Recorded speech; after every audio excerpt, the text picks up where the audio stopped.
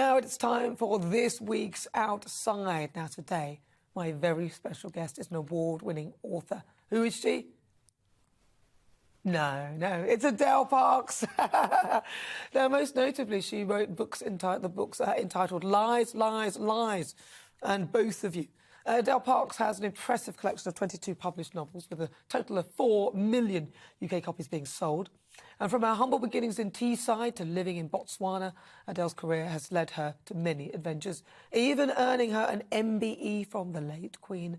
Adele is also the ambassador for numerous charities that promote literature in the UK. Her latest book, One Last Secret, was released earlier this year, receiving glowing reviews. Adele has released 22 books in 22 years, and she's showing no signs of slowing down.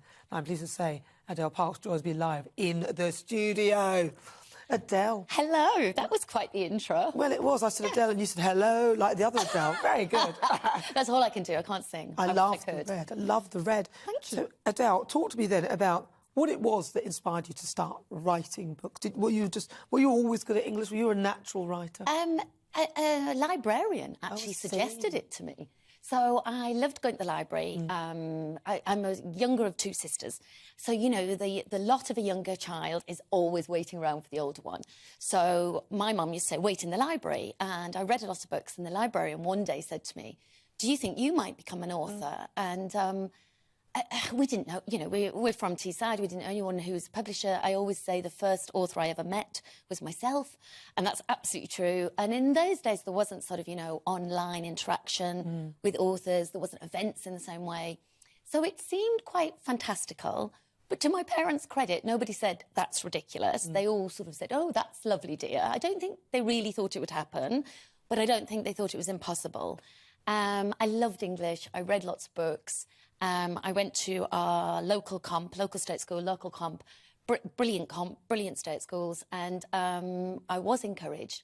Went to do English at university, and eventually, another 10 years after that, became a writer. Wow. So your first book then, because you became a writer, did you just become a writer and just start writing books, or did you write in newspapers? No, more or less. I mean, the first thing I wrote was my novel that got published. So I wrote... Which book was that, your very first book? It's called Playing Away, and I always give a 10-word pitch. It's Anna Karenina meets Bridget Jones, but heroine gets to live, which is a spoiler if you haven't read Anna Karenina. Ruined it. But the idea was, I wasn't saying I was Tolstoy, obviously, but Bridget Jones was massive at the time. Very much about sort of a single woman waiting for Mr. Right. And I wanted to talk about, OK, not being a single woman, being in a relationship and all the trickiness that can come with that. So I wrote this novel, did some research, pitched it to an agent that I'd never met but had read about, and it got accepted. And it got accepted by... Literally your first novel. First pitch, first novel. And it got accepted by 6 publishing houses. Wow. So really lucky. Oh, right time, right place. It must have been a good book. I mean, you must be lucky. It was exactly. That was good, yeah. Really lucky. I mean, it was fun, and it was, you know, it was a bit escapism. It was really sexy. Really? So I think, quite rude. I haven't read that one. It's very rude, sorry. Is it? Yeah, I'm less rude now, I think. That said, One Last Secret, the last one, is about a sex worker, so maybe I'm more rude, or I don't know. But anyway, yes, it's definitely a theme. We'll come to this rude thing then. Writing a book like that must be quite... Is it difficult to write those sort of scenes? Well, One Last Secret, so that's a psychological thriller. And 22 books in 22 years, the biggest thrill for me when I'm writing is learning about something new. So researching, a profession, and it might be police, or it could be an illness or something. But you research something new. And this time, I wanted the book to be narrated by a sex worker. And all my friends were laughing and saying, oh, well, you know, you always shadow the jobs you are going to write about. Exactly. Are you shadowing this job, Adele? I was like, well, you know, something to do. No, I didn't say that. I went and interviewed sex workers because, you know what? It's a job. It's a job like any other job, except it isn't like any other job because you're constantly under threat. You're constantly dealing with horrific prejudice, and it's not going anywhere, and no one gives any empathy or support. So it's kind of silenced. And I just thought there was something to be said. And when I met 3 women to discuss the plots, and I wanted to talk to them about how they stay safe, how they stay sane, what's the process, so that the book could be realistic, even though obviously it's a thriller and it's got twists and turns that, you know, these women haven't encountered. But I found them fascinating, very interesting. So the book is more focused on the sort of psychological development of the women than actually what goes on in the bedroom. In fact, I kind of didn't write about that much because kind of everyone knows what goes on in bedroom. Nobody knows what goes on in people's heads, and that's more interesting. I'd say it was. Sounds like a fabulous book. I'm going to have to gen up on all your books. If you could think of, when I was young, I used to love Sidney Sheldon. Yes. I used to love my favourite book, Master of the Game. That's a fabulous book. When you were young, what were your favourite books? In fact, who are your favourite authors? And if you could liken your style to an author, is there one that you would say you were like?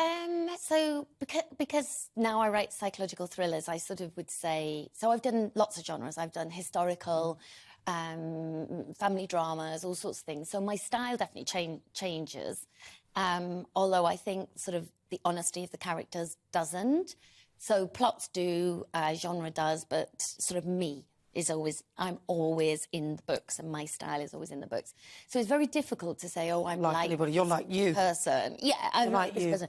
But there are definitely authors I admire. I admire Lucy Foley's work, Lisa Jewell's work, Sally Hepworth's work, and they're all other psychological thriller or thriller writers.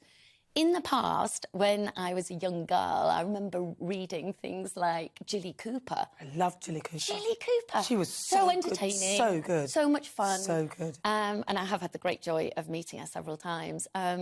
So I read for entertainment. I write to entertain.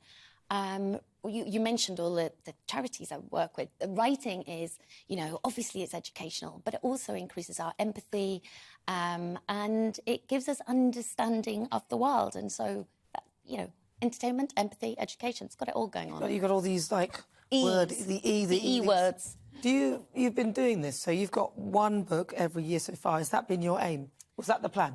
Or did it just come out that way? It just comes out that way. Very early on, one of my first editors said to me, oh, you need to become that person people look for on their summer holidays, and they always take it away. And I thought, oh, OK. Because I mentioned I didn't really have a clue. So even that tiny bit of advice, I just took it and ran with it.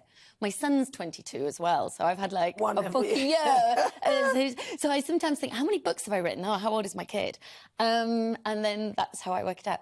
But all of them, I mean, I've been really lucky. They've all been top 10 bestsellers, and because of that, there's no reason to be put off. I keep going. I love it. I enjoy it. What else would I do? I wouldn't get up. I like being busy. That's great, and you're obviously very, very good at it because you've got an MBE. Yes, that's right, for services to literature in the New Year's Honours List 2022. Yeah. Very good. So when do you get that? What happens? Obviously, you didn't meet the Queen, did you? No, very sadly, but very happily, I did meet King Charles III, and it was in his very first investiture, which was just 2 weeks ago. But I was in the Queen's New Year's Honours List. I nearly missed it because they send an email, which, can I say, you expect like a really smart letter with a seal or perhaps a carrier pigeon, something of note. No, they sent me an email, and I honestly thought it was spam because I thought, who would be nominating me for an MBE? No. So I deleted it twice. And then eventually my agent rang and said, you've got to respond one way or the other, even if you're not taking it. And I said, oh, taking what? And then he said, the MBE. I was like, I'll have that. Wow. Thank you very much. So a real delight, a colossal honour, totally unexpected. And yes, I was at Windsor Palace just 2 weeks ago, and it was amazing. Wow. And King Charles, he seems lovely. He is lovely. He seems really nice. He's really nice, very, very interested, sort of slightly overrun because he gave everybody the attention and kindness and conversation. Laughed a lot, very humorous. Also incredibly interested. He kind of interviewed me. He asked about process. He asked about where I get my ideas from. He asked the things that people want to know from authors. I didn't feel rushed. I felt he wanted me there. It was great. Did they give you lunch? What did they do there? They don't give you lunch. Just hang about for a bit, you chat, and then you go through the palace, through very beautiful rooms. Much to my amusement, because I was with my mum and my dad and my son. There's 3 tickets allowed, and my husband, bless his heart, said you can't choose between your parents. You have to take them both. And my son was desperate to go, so it was the 3 of them. And I was sort of making jokes and saying, oh, look, that picture, I've got that on a jigsaw, or I've got that on a tea towel. But, I mean, the art was amazing. So whilst you're waiting, it's very interesting. And obviously you're waiting with other people who've got MBEs, all of whom are fascinating. So there's a lot of people to chat to. Then you have the ceremony, which is sort of individuals, family watchers, quite close. It was watched from close on.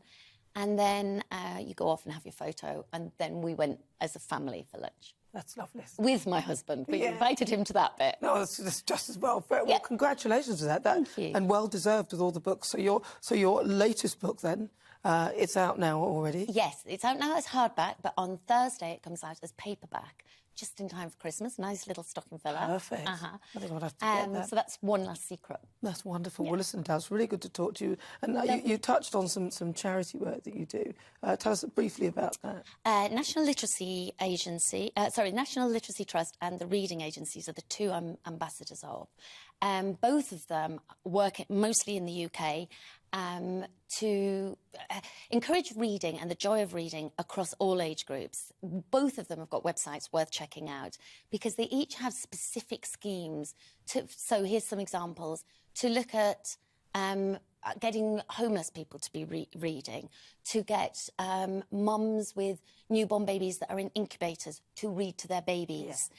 So from one extreme to the other, there are different schemes to encourage reading depending on your mindset, your age, your social background.